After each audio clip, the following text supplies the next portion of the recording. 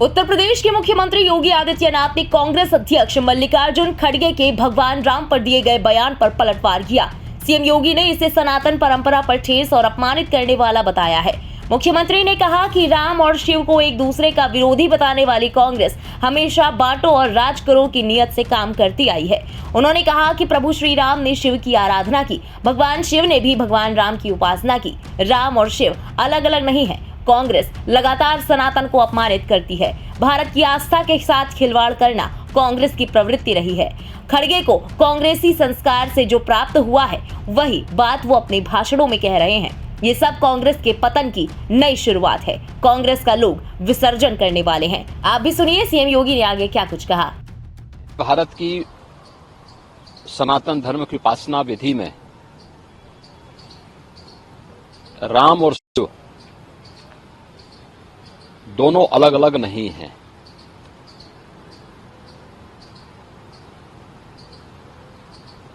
मर्यादा पुरुषोत्तम प्रभु श्री राम ने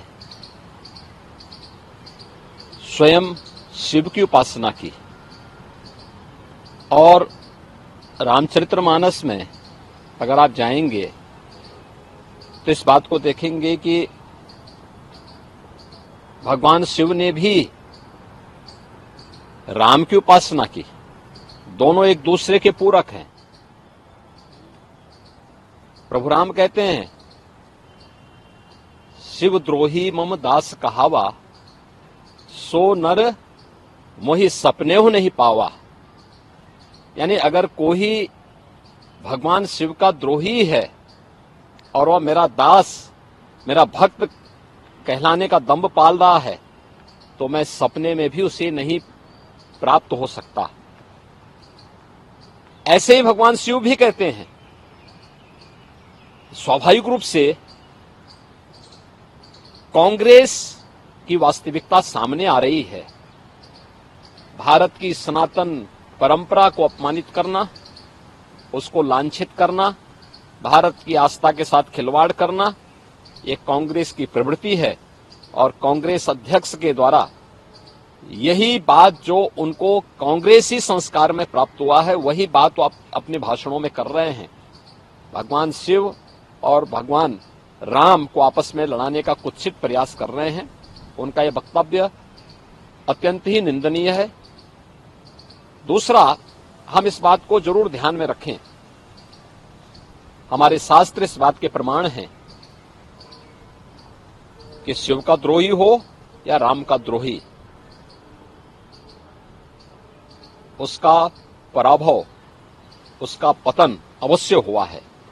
एक कांग्रेस की पतन की एक नई शुरुआत है और कांग्रेस इस प्रकार के स्तरहीन वक्तव्यों को देकर के हिंदू आस्था के साथ तो खिलवाड़ कर ही रही है, लेकिन अपने कृत्यों से कांग्रेस को इतिहास की वस्तु बनाने की ओर भी कांग्रेस का नेतृत्व उसे धकेल रहा है। और मुझे लगता है प्रभु राम और देवादिदेव महादेव शिव इनको सद्बुद्धि दे। ये कम से कम जब अब कांग्रेस को लोग विसर्जन करने पर तुले ही हैं तो अब तो सच का रास्ता अपना ले। क्या लगता है, बिल्कुल चुनाव के बीच में कांग्रेस अध्यक्ष अगर इस तरीके का बयान दे रहे हैं तो क्या उसके पीछे मोटिव लगता है? देखिए, अपनी हार की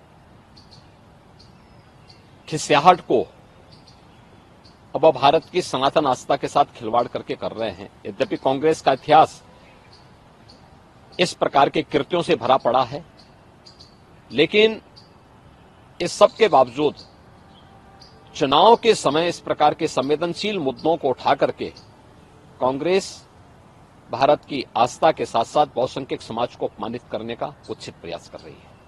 सर, हम कह सकते हैं कि बिल्कुल बड़े सारे मुद्दे कांग्रेस की तरफ से उठाए गए इस चुनाव में, अब आखिर में ये राम बनाम शिव पर आए हैं, तो क्या देखिए, आपस में बांटो और राज करो, कोई फायदा होगा?